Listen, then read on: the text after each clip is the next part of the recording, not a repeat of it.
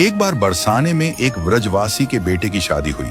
व्रजवासिन ने सबको बुलाया, पर राधा रानी को न्योता देना भूल गई। जब शादी हो गई और बहू घर में आ गई, तब उसे याद आया, हाय रे, राधा रानी को बुलाना तो भूल गई।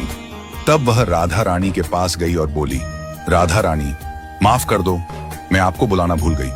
राधा रानी बोली, कोई बात नहीं, अभी अपनी नवेली बहू कैसी है? व्रजवासिन बोली, अभी अपनी नई बहू को बुला कर लाती हूं। व्रजवासिन के आने से पहले ही ठाकुर जी उसके घर गए। उन्होंने दुल्हन का श्रृंगार करके बहू को सुला दिया और स्वयं बहू बनकर घूंघट ओढ़कर बैठ गए। व्रजवासिन जल्दी घर आई और बहू से बोली, राधा रानी तुझसे मिलना चाहती हैं, तू जल्दी चल। कृष्ण दुल्हन के रूप में घूंघट के अंदर से बोले, राधा जी ने मुझे याद किया है, पर मैं घूंघट ओढ़कर ही जाऊंगी उनके पास। दोनों जब महल पहुंची तो सास ने बहू से कहा, ये व्रज की रानी है, राधा रानी। बहू जब किशोरी जू के पास पहुंची तो सास ने कहा, किशोरी जू के चरण स्पर्श करो और उनका आशीर्वाद लो। चरण स्पर्श की बात सुनते ही ठाकुर जी बहू रूप में पुलकित हो गए और किशोरी जू के चरणों में झुक गए। किशोरी जू ने मंगल आशीर्वाद दिया।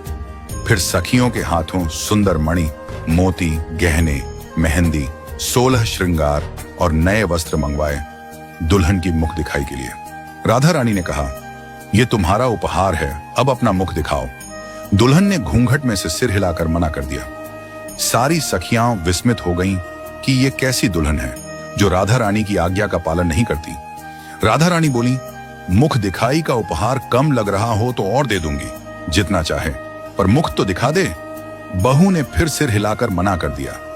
सास ने भी बहुत समझाया, पर बहू नहीं मानी। मुख दिखाने को राधा रानी बोली, अगर कोई तकलीफ हो तो मुझे बता दे।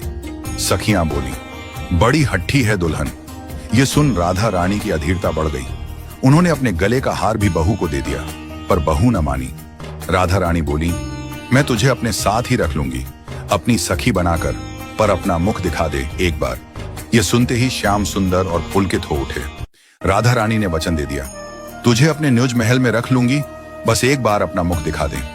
इतना सुनते ही घूंघट के अंदर से मंद मंद मुस्कान उभर आई। सारी सखियां और मंजरियां ओढ़नी से मुख छुपाकर मुस्कुराने लगी। किशोरी जू के आनंद की सीमा नहीं रही।